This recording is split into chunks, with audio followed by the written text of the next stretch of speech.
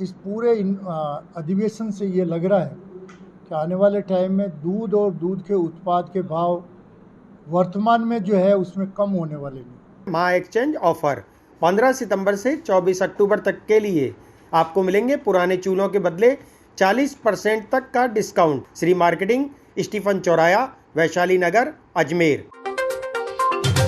11 सितंबर से 15 सितंबर तक नोएडा में विश्व डेयरी सम्मेलन का आयोजन किया गया। इस सम्मेलन में अजमेर के पशुपालकों का 25 सदस्यीय दल ने अजमेर डेयरी अध्यक्ष रामचंद्र चौधरी के नेतृत्व में भाग लिया। इस डेयरी सम्मेलन में दुग्ध उत्पादक, पशुपालन और डेयरी से जुड़ी अनेक मुद्दों पर चर्चा की गई। इनमें प्रमुख गायों में लंपी बीमारी को राष्ट्रीय आपदा घोषित कर मुआवजा राशि जारी करने की मांग प्रमुखता से रखी गई।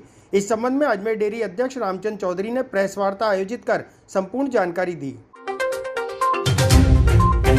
11 सितंबर से 15 सितंबर तक इंटरनेशनल डेयरी समिट वहाँ हुई थी, जिसमें पूरे दुनिया के 40-50 देशों के लोग पशुपालक शामिल हुए थे और पशुपालकों ने जो है अपने अपने विचार व्यक्त किए।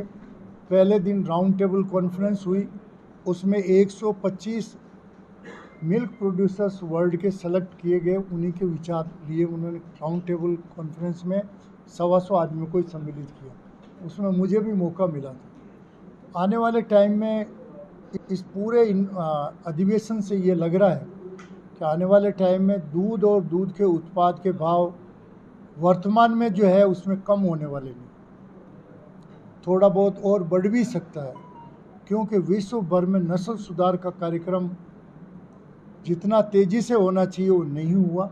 उसके दूध का उत्पादन का औसत जो है वो कम रहा, परंतु फिर भी इन विपरीत परिस्थितियों में भी ये उभर के आया कि प्राइम मिनिस्टर साहब ने भी जो इसको अप्रिशिएट किया है, अमित शाह जी ने भी किया था, कि हिंदुस्तान के किसान, सहकारिता, महिलाएं और इंडिजिनियस देसी नस्ल की गायों का बहुत बड़ा दूध उत्पादन में हिंदुस्तान में योगदान है, जिससे कि ये लघु, सीमांत, मजदूर, भूमिहीन जो पशुपालक है उनका योगदान है, जिससे कि जो लगभग 8-9 करोड़ लोग हैं उनके पास 2 गायें, 3 गायें, छोटी थोड़ी गायें, छोटी होल्डिंग है, परंतु फिर भी इनके दूध की क्षमता इतनी हो जाती है, पैदा होता है टोटल, कि दुनिया में भारत नंबर 1 पे है। और इसके अतिरिक्त प्रधानमंत्री जी ने ये कहा इस सम्मेलन में कि हम केवल दूध के उत्पादन से ही पशुधन से आमदनी पूरी नहीं ले पाएंगे, इसलिए आने वाले समय में हमको गोबर की उपयोगिता बढ़ानी पड़ेगी और गौमूत्र की भी उपयोगिता करनी पड़ेगी। इसके लिए भारत सरकार ने गोबर्धन निगम बोर्ड बनाया है, जिसमें पूरे देश के अलग अलग गांवों से गोबर खरीद के इकट्ठा किया जाएगा और अलग अलग जगह पर जितना संभव होगा देश में वो बायोगैस प्लांट लगाएंगे। उस सम्मेलन में हम लोगों ने, अजमेर के डेलीगेशन ने, अमित शाह जी, रूपाला जी, संजीव बालियान जी और एनडीडीबी के एमडी, अमूल के एमडी जो आइडा के चेयरमैन, इन सब के सामने हमने हमारी समस्या रखी कि लंपी गायों की जो डिजीज़ है, लंपी बीमारी है, उस बीमारी को के इलाज के लिए जो है आप टीके विकसित जो आपने किए हैं अभी, पहले 2019 में जो आपने डेवलप किए हिसार के आईसीआर यूनिट में, उन टीकों को करोड़ों में बनाना चाहिए। यदि आज वो करोड़ों टीके होते तो इतनी महामारी में उनकी उपयोगिता होती है और 2 लाख से ऊपर जो गायें मरी वो मरती नहीं। अभी भी पूरे देश में 45 लाख गायें टोटल संक्रमित हुई है, 45 लाख, उसमें से काफ़ी गायें ठीक हुई है, काफ़ी का इलाज चल रहा है। तो राष्ट्रीय आपदा घोषित करिए लंपी डिजीज़ को। भारत सरकार, वैसे तो देश के कत्ल खानों में 1 या 2 गाय चली जाती है, तो हिंदुस्तान को पूरे को ये आरएसएस वाले और दूसरे लोग माथे पर उठा लेते हैं, ट्रकों को रोकते हैं, ले जाने वालों को मारते हैं, और वो गिनती की कुछ गायें थी जिनको पकड़ते हैं, नाटक करते हैं। यहाँ 2 लाख गायें मर गई, क्या किया भारत सरकार को? आपदा क्यों नहीं घोषित की इसको? आपदा घोषित करते तो इन मरी हुई गायों का पशुपालकों को मुआवजा मिलता। और उन्होंने 5 घोषणाएं जो भारत सरकार ने कि वो धरातल पे 10 से 20% ही उतर पाई है। उन्होंने 2017 में 15,000 करोड़ का बजट अलग रखा और ये कहा कि हम भारत को एफएमडी मुक्त करेंगे, मतलब हर एक पशुओं के एफएमडी का टीका देंगे। दूसरा उन्होंने कहा हर एक पशु का बीमा करेंगे। आज बीमा होता तो मरी हुई 2 लाख गायों का मुआवजा मिलता। तीसरा उन्होंने कहा सेक्स सॉर्टेड सीमन देंगे, जिससे आने वाले समय में अच्छी नस्ल की जो बछड़ियाँ पैदा होगी, बछड़ों से मुक्ति मिलेगी। ऐसा ही उन्होंने ये कहा कि किसान क्रेडिट कार्ड हर एक पशुपालक को देंगे।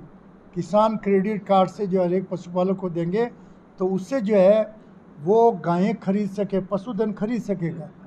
ये ऐसे करके उन्होंने कहा कि 2022 तक हम जो है पशुपालक की आय दुगनी कर देंगे। उन्होंने जीएसटी 5% की 12% लगाई।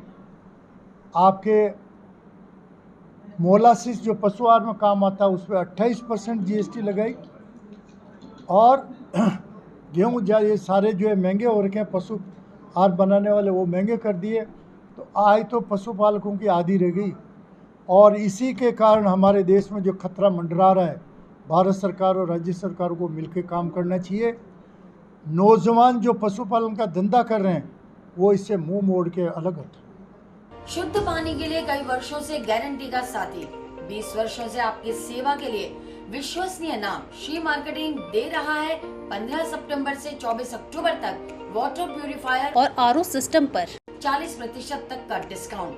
इन शानदार ऑफर्स का जल्द फायदा उठाने के लिए संपर्क करें श्री मार्केटिंग स्टीफन चौराहा, Vaishali Nagar, Ajmer 9829072724। Bell and popup प्रस्तुत करता है दिवाली गाला एग्जीबिशन। दिनांक 1 to 2 अक्टूबर 2022। स्थान होटल मानसिंह पैलेस अजमेर।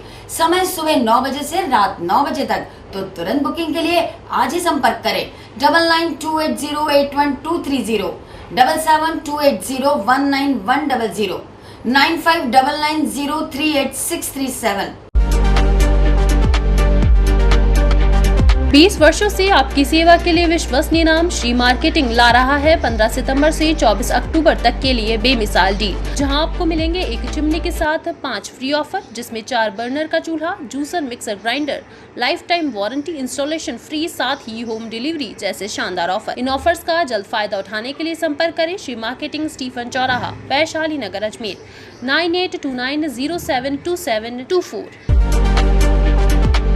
त्योहारों के सीजन में 20 वर्षों से आपकी सेवा के लिए विश्वसनीय नाम श्री मार्केटिंग ला रहा है माँ एक्सचेंज ऑफर। 15 सितंबर से 24 अक्टूबर तक के लिए आपको मिलेंगे पुराने चूल्हों के बदले 40% तक का डिस्काउंट। इन ऑफर का भरपूर फायदा उठाने के लिए आज ही संपर्क करें श्री मार्केटिंग स्टीफन चौराहा, वैशाली नगर, अजमेर 9829072724।